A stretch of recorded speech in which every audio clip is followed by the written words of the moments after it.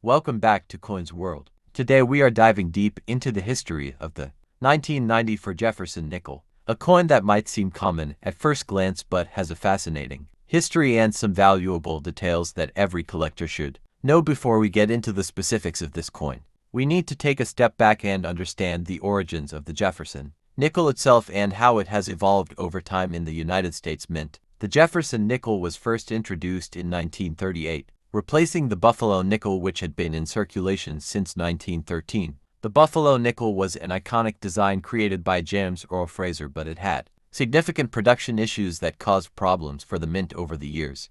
Wore down quickly in circulation. Because of this, the United States Mint sought a new design that would be easier to produce and more durable in daily transactions. The Jefferson nickel was introduced as part of a national contest where the intricate design made it difficult to strike properly, and the coins often by Felix Schlag, who depicted a left-facing profile of Thomas Jefferson on the obverse and his home Monticello on the reverse. This design remained largely unchanged from 1938 to 2003, before the Westward Journey series temporarily replaced it in 2004 and 2005, but was then modified slightly in 2006, when the modernized Monticello design was introduced by the Mint. Now let's talk specifically about the 1990 for Jefferson nickel. This coin was struck in 3 different locations across the United States Mint facilities. These locations include Philadelphia, Denver, and San Francisco. The mint mark of a Jefferson nickel is an important indicator of where it was produced. If you look at the obverse of the 1990 for Jefferson nickel just to the right of Thomas Jefferson's portrait, you will find a small letter indicating its mint location. For Philadelphia nickels, there is no mint mark, which means if your 1994 Jefferson nickel does not have a letter, it was minted at the Philadelphia Mint. For Denver minted coins, you will see a small D mark, and for San Francisco minted coins, you will see an S mark. However, there is a key difference with the San Francisco coins. Unlike the Philadelphia and Denver coins, which were made for circulation, the 199 for S Jefferson nickel was only produced as a proof coin, meaning it was struck with special dies that give it a sharp frosted design with a mirror-like background. These proof coins were never intended for circulation and were sold directly to collectors in special sets by the United States Mint. The composition of the 1990 for Jefferson nickel remains the same as most other modern nickels, consisting of 75% copper and 25% nickel. The coin has a diameter of 21.2 millimeters and a weight of 5 grams, which has remained unchanged since the introduction of the series in 1938. Although the Jefferson nickel remained consistent in composition, there was a period during World War II from 1942 to 1945 when the mint temporarily changed the composition to 35% silver, 56% copper, and 9% manganese to conserve nickel for the war effort. These wartime nickels can be identified by a large mint mark placed above Monticello on the reverse, but by 1946 the composition returned to the traditional 75% copper, 25% nickel blend, which remains in use today, including for the 1994 issue. Now let's talk about mintage numbers and rarity. In total, the United States Mint produced a substantial number of 1994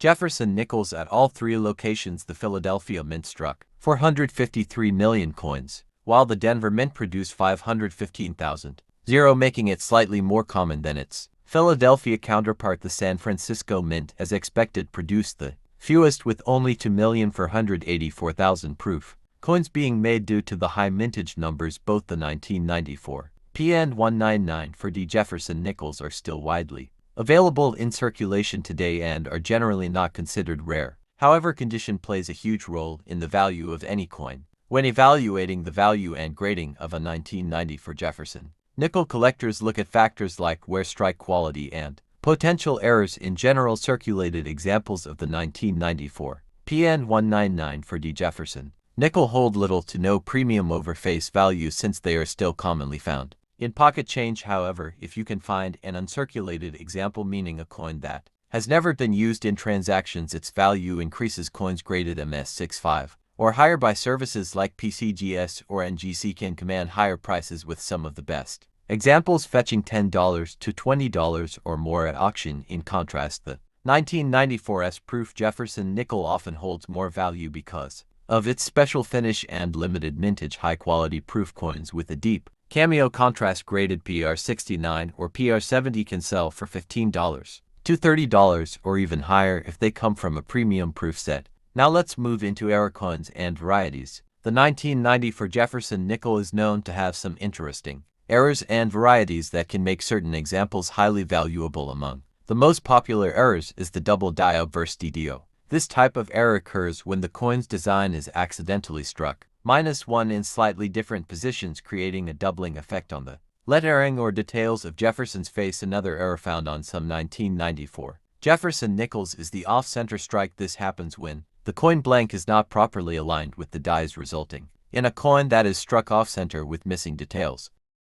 Depending on the severity of the off-center strike, these errors can be worth anywhere from $10 to over $100, based on how much of the design is missing. Other potential errors include clipped blankets, which occur when a portion of the blank is missing before the coin is struck, as well as die cracks and cut errors, which can lead to raised bumps or lines appearing on the coin's surface. For collectors looking to add a 1990 for Jefferson nickel to their collection, the best way to find high-quality examples is through bank rolls, uncirculated mint sets, and proof sets. Uncirculated mint sets from 1994 contain both the Philadelphia and Denver versions of the Jefferson nickel in pristine condition, while the proof set from that year contains the 199 for S proof nickel in its highest quality finish. Searching through old rolls of nickels from the bank can sometimes yield surprising results, including high-grade examples or even errors. So what does the future hold for the 1994 Jefferson nickel in terms of numismatic value? Because it has such a high mintage, it